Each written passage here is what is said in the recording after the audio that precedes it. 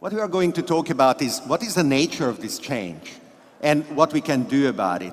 But before we do that, I really want to introduce you to the very fundamental concept that Singularity University analyzes and teaches, because it is one of the most important concepts that we today have to understand. And we are biologically very ill-equipped to do so. And it is the concept of what is exponential change, what is the nature of the exponential function. Singularity University has been founded at the NASA Research Center by Google and NASA, and we assemble thought leaders, students, experts from all over the world to tackle humanity's grand challenges in courses that are of 10 weeks during the summer or 1 week long during the year. And we are also organizing a new series of exponential conferences, the first of which is going to be held in New York this coming June, called Exponential Finance. So the exponential function is interesting, and the way we know about it, most of us, is through Moore's law. Moore's law, which tells us that the price and the power of transistors is going to respectively decrease and increase, doubling every 18 months approximately. And this is not a natural law, but it is so powerful and so unexpected that even experts get fooled by it. When the Human Genome Project had to decode the human DNA, and $3 billion were allocated to it, and 7 years in the project, only 1% of the human genome has been decoded, and it was a 15-year project, a lot of experts said that it will take 100 years to get to the end of it, without realizing that for the past 7 years, the number of components in the genome that was decoded would double. And so, in other 7 doublings, it would perfectly get to the goal of 100% without even going to 128%, which would have been difficult in any case. And the reason why this is so hard is because we think linearly. That is how our biology evolved. That is how we walk, run, hunt, or try to survive when we are hunted. And at the beginning of the exponential function, when things are not only slow in the exponential function's range, but things are also very noisy, not clear at all, and only those who are obsessed in their belief that what they are observing is meaningful realize what is going on. The other people, the 99% of those who don't care too much, observe the linear change, which is actually, as you can see in this sample graph, something that can be easily seen, and only after a while the exponential takes over, and then everybody can claim, oh, I always knew that would be the case. This kind of change has been going on for a long time. There are many ways that exponential change can be observed in the world. And there are now dozens and dozens of not only technological but also natural phenomena that are interpreted through this. And it expresses an acceleration that we can also see in our civilization that went through changes progressively from the era of the pyramids, through the Middle Ages, to the Industrial Revolution, and what today we call, and we will more importantly call in the future, the network society.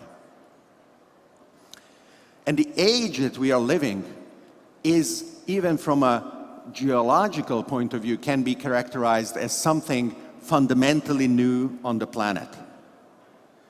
Anthropocene is the term that Paul Crutzen, the Nobel Prize-winning scientist who discovered the ozone hole and has been able to coordinate the worldwide action that eliminated the chemicals causing the ozone hole, which is now closing.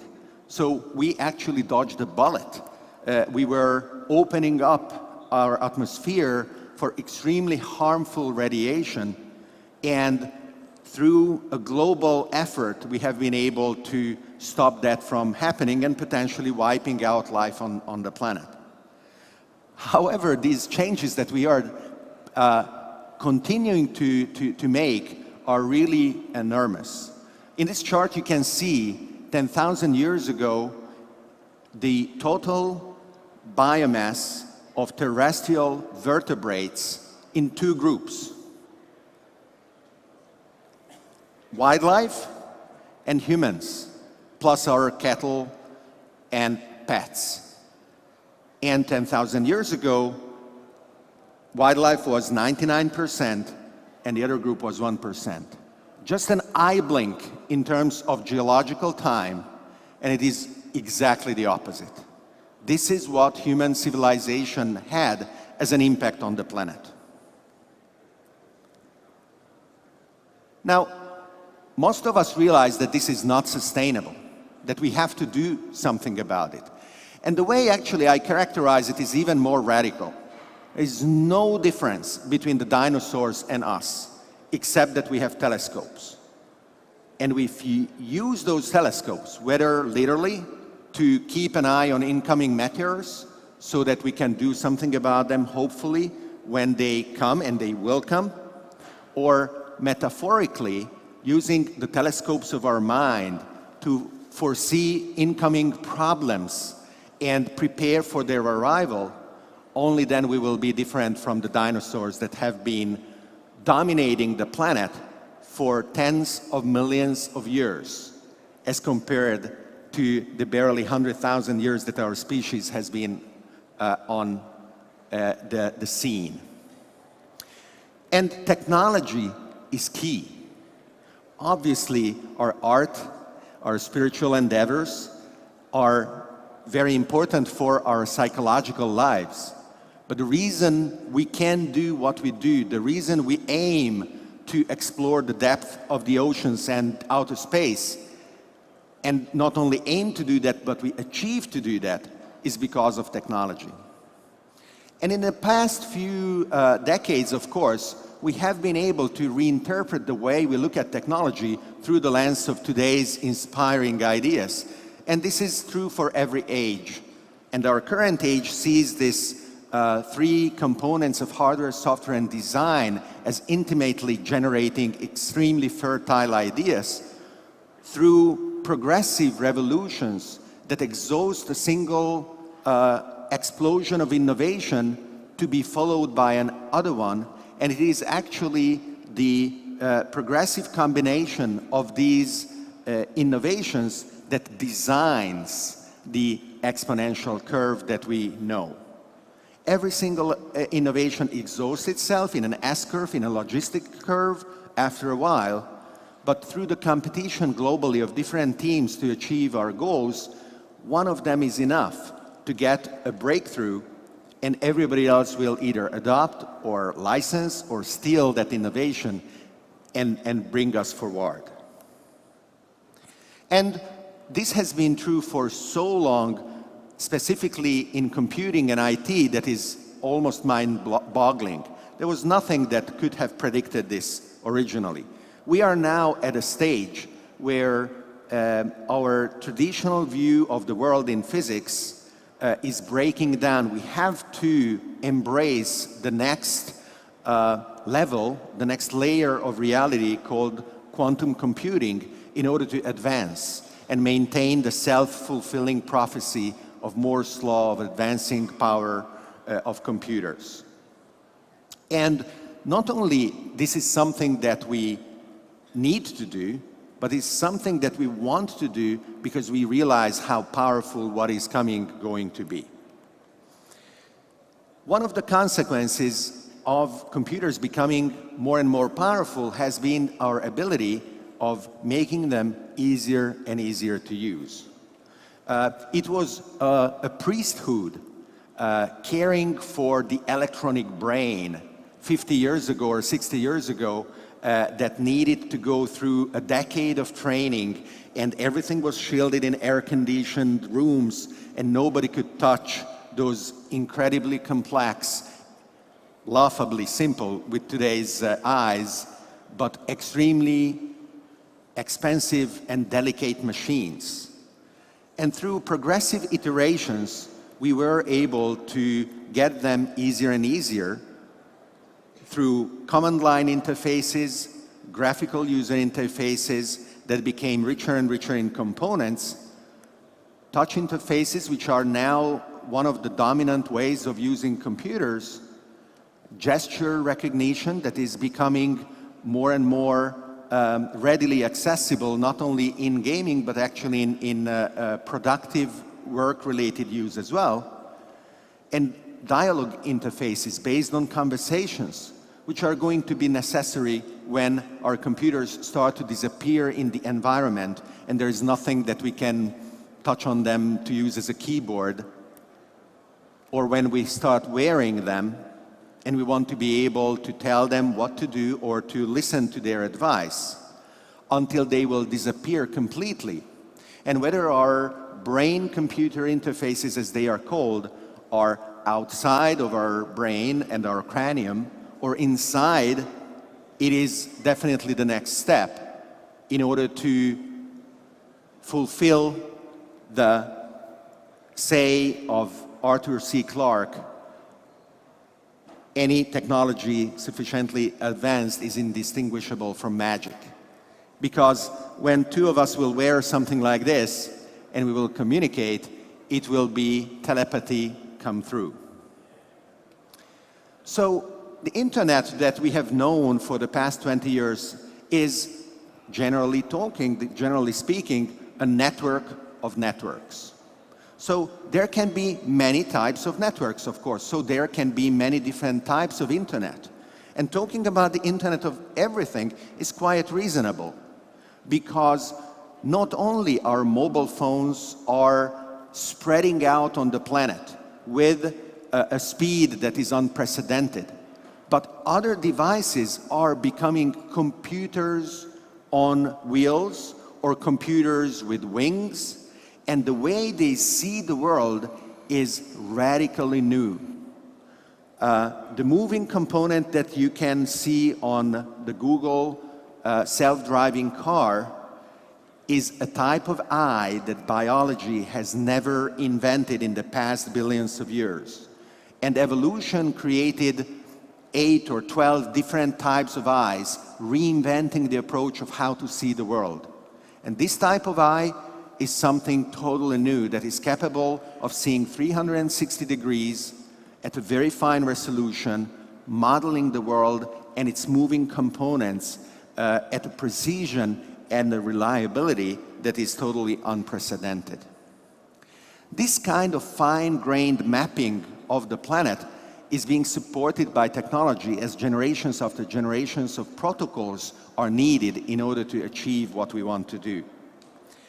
And we design and we interpret what is going on in the evolution also of our applications. The success of Wikipedia was based on the possibility of collaborative document editing, which is the first generation of web metaphors. Today's social networks allow us to collect, analyze, and act upon social connections, desires, ideas and emotions that we express through our actions through the computers. And the Internet of Things is going to permeate the world with sensors that are computer connected in order to map what is going on anywhere, even if we are not around to look at it. And of course, we have achieved a level of penetration of our computer devices that doesn't allow us to control them anymore. We are in charge, however, remotely. And if there are a billion phones, we can maybe thumb through the menus and tell the phones how to configure themselves. But if there are thousands of devices around us, or millions of devices per person on the planet, then evidently they have to be totally autonomous. Otherwise we would go crazy just trying to tell them what to do. And we do see the first signs of what is going to happen. If a vacuum cleaner can tell when it is time to go to the wall socket in order to recharge itself, that is fantastic. I wish my phone could crawl and do the same rather than me having to obsessively watch the display and then keep plugging it to make sure that I can send or receive messages or post on Facebook or whatever else I do all day. And when your car has the intelligence of looking around and alerting you that you should brake, it is definitely the case that our insurance policy and our legal system is not up to the task to let the car drive itself for the moment, even if technologically we are ready. But at the time when the car tells you to brake and you don't, already there are cars that will say, okay, I will do it. And it will brake in your place in order to avoid an accident. So the dialogue in the world and the conversations that are going on around us are changing. In the mix, who is doing the conversations is changing. From applications that require people to talk to each other, to applications that require machines to talk to each other, in the future, the second will vastly dominate the conversations on the planet. And in order to do so, we must make every object smart. And since Moore's law tells us that the power of a computation unit is going to increase relentlessly, and its cost is going to decrease relentlessly, as inventors, designers of new types of hardware and software and interactions, you should never, ever more think of any object as if it were dumb. You should always think of any object in the future knowing that it has to be able to perceive, it has to be able to sense the environment, and it has to be able to communicate both its internal state and its interactions to other machines until the messages are aggregated and proffered to us in an actionable, useful form, sometime and somewhere. So, how does this impact the society we are living? In the old paradigm, when 500 years ago the nation state was born here and there and it consolidated itself through monarchies and then adopted the democratic form, mostly representative democracies, the reason for its being born was multifaceted. It was born for defense purposes. It was born because there were efficiencies of scale to provide transportation, energy, food, education, health, organized financial transactions on a national scale. And everything was centralized and everything was hierarchical. But a new paradigm that is emerging, that we can see in the way our software applications that capture the interests and the economic value of vaster and vaster numbers of people without any regard to national boundaries are distributed peer-to-peer and totally different from before. And this kind of change is unstoppable. It is totally understandable that leaders in old industries want to exercise their influence, hopefully legally, sometimes illegally, in order to achieve the political aim of slowing or believed to be able to be stopping this change, but they are deluding themselves. And those societies that allow the political class or the policymakers to fall into the trap of believing that this change can be stopped, those societies are bound to fail. And the members of those societies should revolt, because the future is coming, and is coming in a manner that cannot be reversed. Let me give you a few examples. I mentioned energy. today's world is based on an energy distribution mechanism on oil and on the petrochemical industry that is totally centralized. But think about solar energy and many other renewable energy sources. These are naturally distributed. Think about an electric car that can be charged from the solar energy that is produced where you live. Think about the opportunity of designing an electric distribution system that is peer-to-peer, that knows where the electricity is needed, where it can be stored, and adapts to that rapidly and reliably. Our cities themselves will have to be rethought around these changes. If it is possible to use LED illumination to grow food in a skyscraper without pesticides, maybe dedicating a couple of the stories of a skyscraper, but feed the people who are in that building. If it is possible to connect, like this device, in an open source, peer-to-peer network, the best recipes for growing effectively and efficiently different species of plants, then agriculture and food production is going to be revolutionized. What happens to manufacturing and what happens to the Chinese economy if instead of sending an order for 1 million devices or gadgets or trinkets, whatever we want to sell next Christmas, and waiting 3 months until they are delivered, and launching an advertising campaign and stuffing the shelves with 3 times as many products than even the best of our projections forecast, because we are afraid, almost in panic, that the shelves are going to be empty if the product actually takes off. And then it sells normally, maybe 1/3 of our projection, and 2/3 gets thrown into the dump. What happens if rather than this, we can, at every street corner or city block, produce locally what is needed in the quantities that are needed, and iterating on the design very rapidly, rather than in cycles or 1, 2, 3 years than the way it happens today. The revolution in manufacturing of 3D printing has just barely started. Actually, it started 20 years ago, but there was a grip of patents that have just expired. So it is very interesting. Think about it.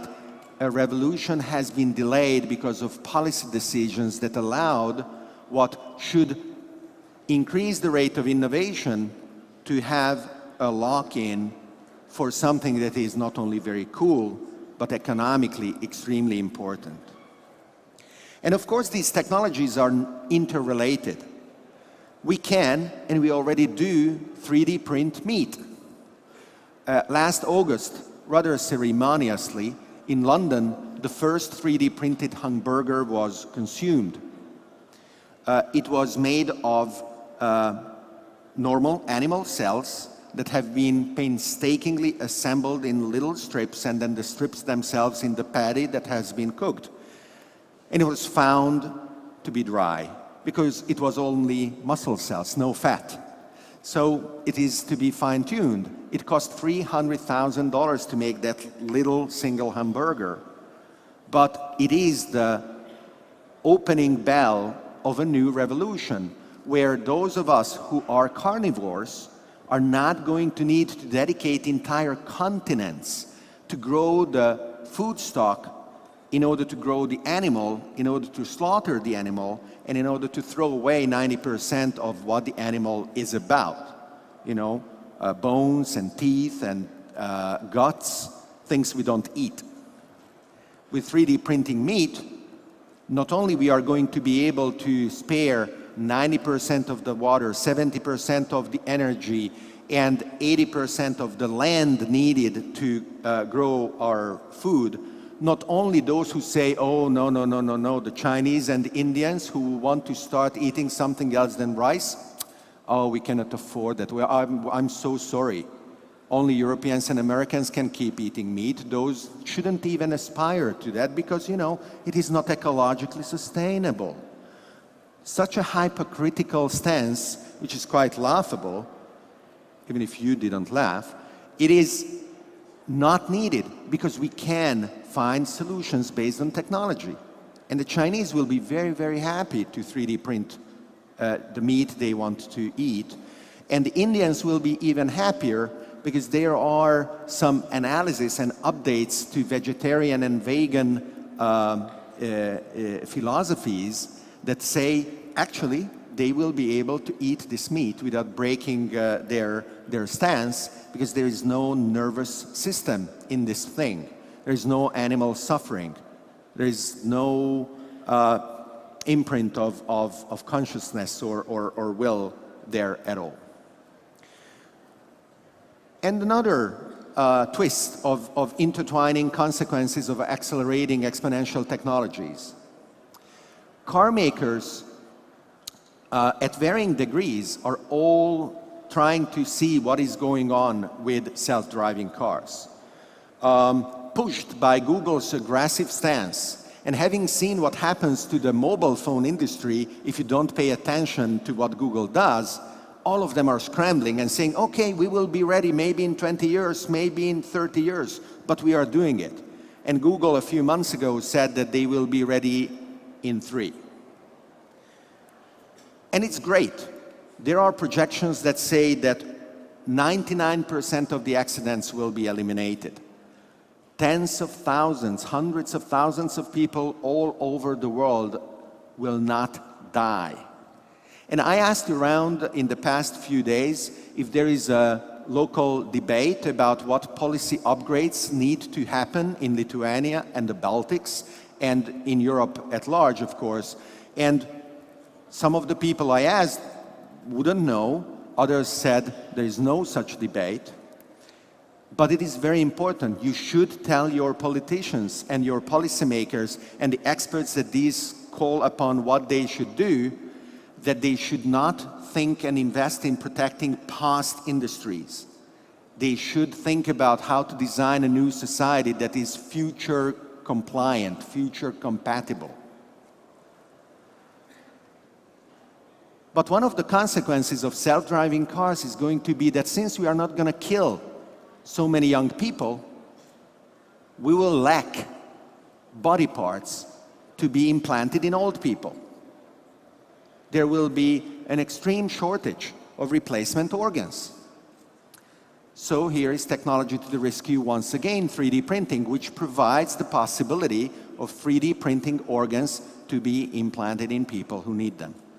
And these organs will be designed and printed through their own tissues, so there will be no problem of immune rejection as an added bonus. And we spoke about health in some of our other talks. This is another industry that is centrally designed as a business model to profit from your illness.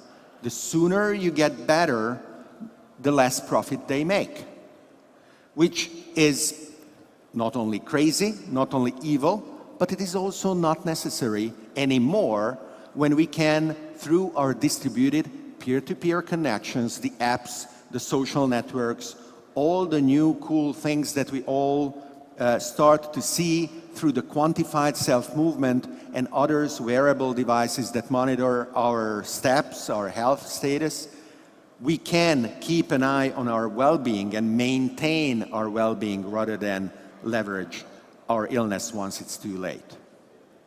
And more these devices become capable and fulfill science fiction dreams of integrated tricorders that we have seen and inspired us in Star Trek and other movies or novels that represented a future that engineers, when they were kids or in university, read and remembered in order to make them reality.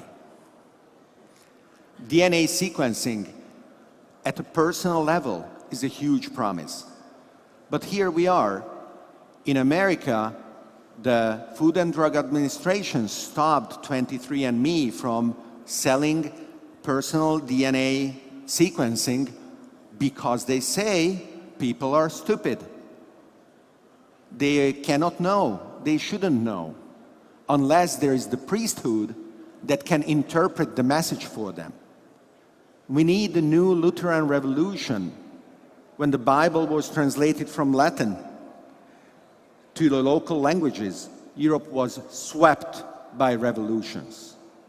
And we have to tell these people, one, we are not stupid. Two, we can read and write and we want to. And whether that is the Bible or it is our DNA, which is an even more intimate and sacred writing, we have to be allowed to get access to it. And it is not a question of if. There are very, very reliable projections, the same reliability as the increase in power of our microprocessors, that say that the cost of sequencing an entire human genome, which is now between $1,000 and $5,000, is going to get in a few years to cost $1, and in a few years more, 1 cent. So what is the kind of world where you can be decoded for the cost of 1 cent? That is what we have to think about. And we can, because we have the tools of knowledge and access to knowledge available to us through the massively online open courses, the MOOCs that have been born recently and have taken the world by storm. Sebastian Thrun, who led, by the way, as a coincidence, Google's successful self-driving car team, taught one of the first of these AI classes at Stanford University. And he resigned from his tenured professorship after realizing that in his entire lifetime as a teacher, he could have never faced a group as large and as enthusiastic as that semester. So we have access to knowledge. We have access to the tools that we create with that knowledge. What about the resources that we need in order to assemble everything together? And that is quite nicely coming along as well. The evolution of finance is itself a technology. We don't have to believe what we've been told that bankers and the culprits of the 2008 collapse are doing something so complex and so impossible to understand that, oh, how happy we should be that we have been saved because the government intervened and now everything is fine and we can go back to sleep. That is the official story that we are getting. But we have to be able, and we are, to take things in our own hands. Because that priesthood also is not deserving of our respect, and they are not getting it. These industries are rapidly changing, and the new applications are disrupting them. When the centrally designed currencies whose mechanics are not accessible to people are imposed on populations that not necessarily want them under the guise of representative democracy, where you delegate those decisions to the wise people. That is something that is not necessarily right. When there is a $600 billion industry, which is the international remittance industry, that preys on the poor, because the poorer the country where you send your money, the higher the commission, arriving to 10, 20, 30% commission to send money home, that deserves to die. So what is going to happen, of course, depends. It depends exactly on how smart the people in the various societies are, who you elect, how you keep your politicians and policymakers accountable. If you wait 4 years until the next elections, is that enough? If it is not, Should there be a change in the very way that democracy works? What if Hong Kong has more to do with New York than either with their respective neighbor that is just 100 kilometers away, but it is a completely different social and economic environment? And what if the mayors of not only Hong Kong and New York, but every other city of 10 million people or more can communicate on a joint social platform where they coordinate policy decisions and how technologies get adopted? And this coordination is effective and efficient to increase the well-being of the citizens living in that city rather than in that nation. What happens to the nation state? My prediction is that the nation state is over.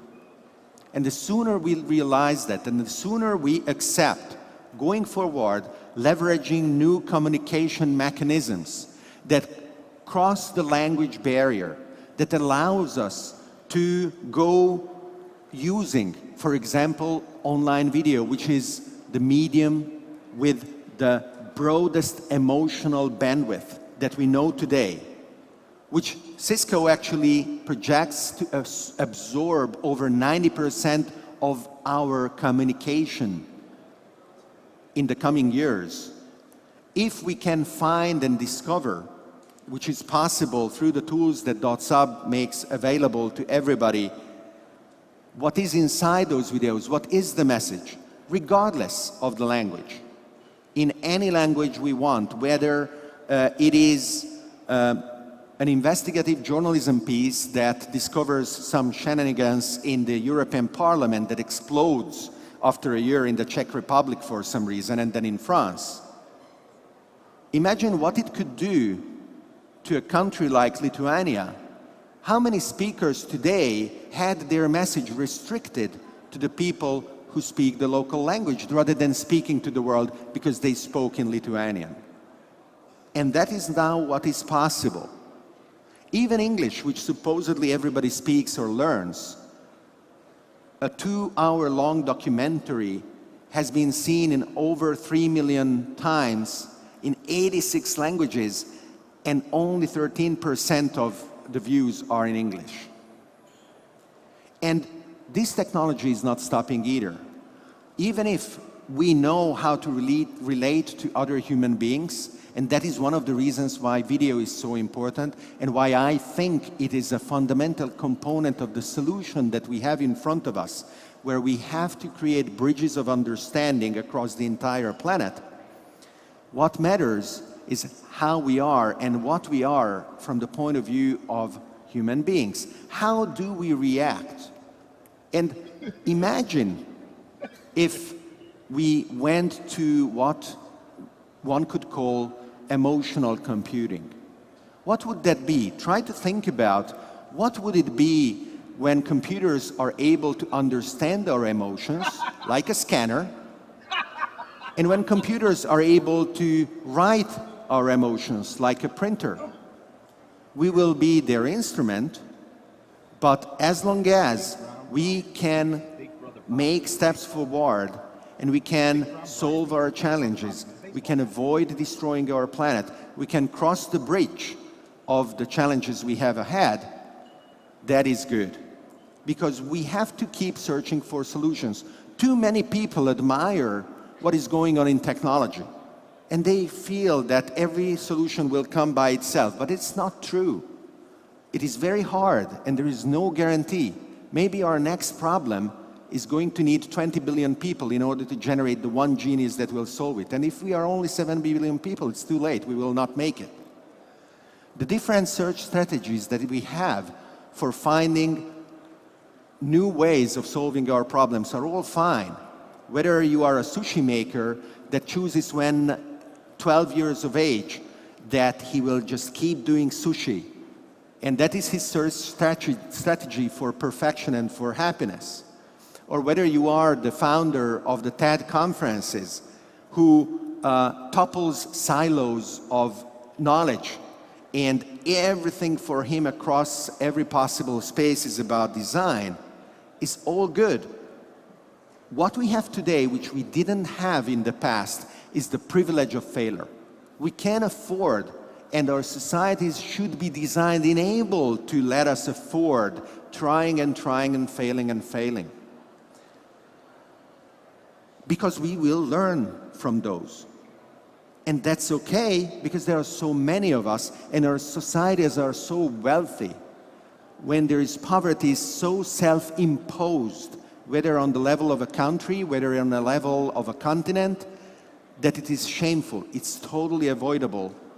And the opportunities that we offer to other people and to ourselves to solve these challenges are necessary to keep innovating and inventing, because every piece of knowledge is nothing but a building block for new questions that pop up around the universe. And the widening gap of ignorance between the two of them is mathematically guaranteed never to close. So we just have to keep going and invent new things to keep coming up with new answers, adapting and adopting those technologies to solve the issues we have. Not everybody believes this. To me, it is mind-boggling that there are people who prefer believing in a fantasy world where their side is only good and the other side is only bad. Reality is not like that. Reality is more like science fiction, where you have technologies that are neutral and they have consequences, but it is not a zero-sum game. Whether it is food that we intake and leaves our bodies very quickly, whether we are talking about our buildings that crumble, so many things around us are impermanent. Even entire civilizations and empires that cross the globe come and go, and we know that. That is why passion and being able to dream and realize our dreams is the strongest building block we have in the entire universe. Thank you.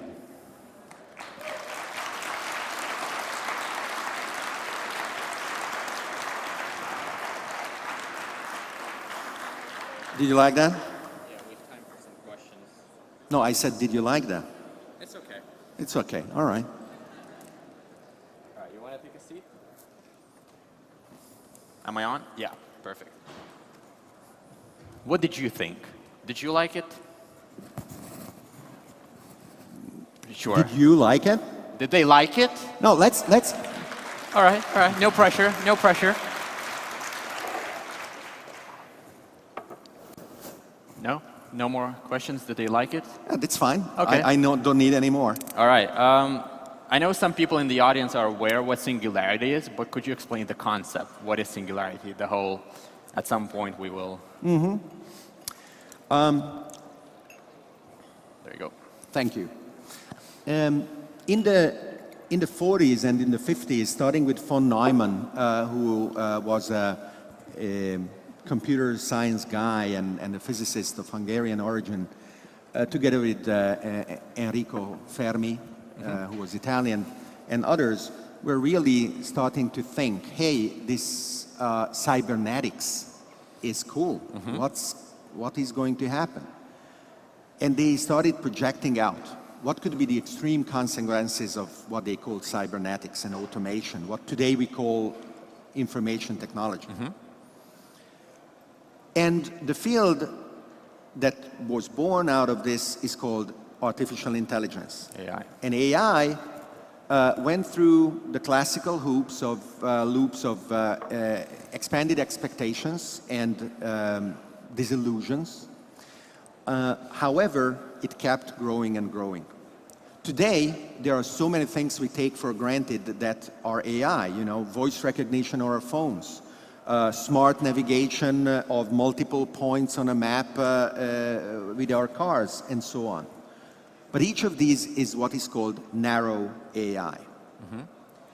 A new concept, relatively speaking, is what is called artificial general intelligence, AGI. Mm-hmm. which you can think of as a universal problem solver. Okay. You tell it, hey, that's my challenge, the global warming. Can you help? And the AGI goes out and not only collects information, but asks itself, am I programmed the right way to face this challenge, to solve the problem? And if the answer is no, it is capable of redesigning and reprogramming itself. So self-modifying artificial general intelligence is the boundary today where the acceleration of smart technologies is going to really transform the world to the point that some people believe is going to be literally unrecognizable. And that is the point of the technological singularity. Okay, and there's a time frame, right? There's prediction. Well, you know, every decade you can ask the specialists, do you believe this will happen? And if yes, when? And then you do a scatter plot, and through the decades you look at how the scatter plot narrows, hopefully. Sure. So there is a growing understanding that yes, AGI is possible, and that it is not too far in the future. There are people who believe it is 10 years, there are people who believe it is 20 years, but increasing amounts of funding are becoming available in order to not only make it happen, but make it happen in a way that is compatible with human civilization. Did Ray Kurzweil make a statement, it's 2045? Or? That is his own projection. When the price of a computer whose power is equivalent to the human brain is going to be $1,000. Wow, okay. And then 2 years later it will be 500. So I wait for the next version, I'm cheap. You're cheap. How many people actually knew about Singularity University before his talk? So not that many. As I recall, you were there before the university started as such. I was part of the group that designed Singularity University, especially as a non-American. I was interested in making sure that it could be not only hosting in exclusive courses the best of our applicants, because we have 80 students every summer, and this year's applications are closed, but if you want to keep an eye on the website, you can start applying for next year if you are interested pretty soon. I also wanted it to be inclusive, especially through online distribution of content and materials, and we are still hammering at it on how to not only make available, but also how to update efficiently the information, because currently about 80% of all the material that we teach changes every year. Okay. Could you elaborate a little bit more? You mentioned there's applications, so what does that mean? Who can apply and to what? Because I think some of the people in the audience are quite interested. Sure. So if you go to singularityu.org, you will see there are 3 types of events. The 10 weeks summer program, which, you know, typically graduate students or PhD students come, who are at a point of their professional development that they want to have a broader understanding of interlocking technologies, interdisciplinary understanding. Then we have the executive programs that are of 1 week, and they are around the year, and these are more appropriate, or we have people coming who are investors, or they just sold a business and they want to do what to do next, or C-level executives of larger corporations. And it gives those attendees a really good set of tools to decode the weak signals of rapidly approaching radical change that other people might miss. And so as a consequence, they can act on those signals. And can you mention any of the companies that came out of GSP? During the summer course, we encourage the students to form teams.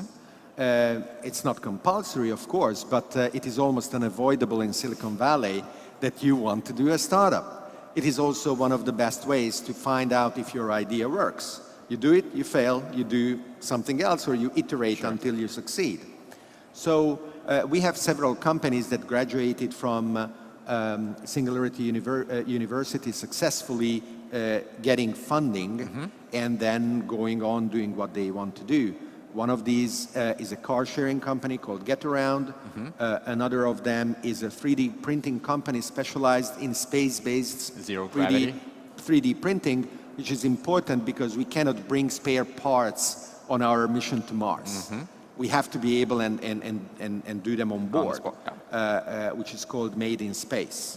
Another uses drones for delivering medicine in those areas of the world where roads are unreliable or non-existent most of the time in the year. And these later years, an incredible number of ideas and, as a consequence, companies have been formed around biotech issues. So, for example, a company that designs materials and 3D complexes in order to create more efficient bioreactors for meat or tissue cultivation. And it is part of a nascent industry of supply chain that supports the various parts of the value creation in 3D printing living tissue. All right, our time is about up. As a tradition, one last thing you want to tell to the audience. Where is Singularity taking us? Humans and computers will coexist. And it is our mission to not only solve our problems on Earth, but to become a multi-planetary species as soon as possible, because our challenge and our opportunity is to transform the universe. And each of us can help make that happen, especially in talking to policymakers, in talking to politicians who know almost nothing about all of this and who have to be ready because they have to change society in order to be compatible with this future. All right, thank you. That was David Orban.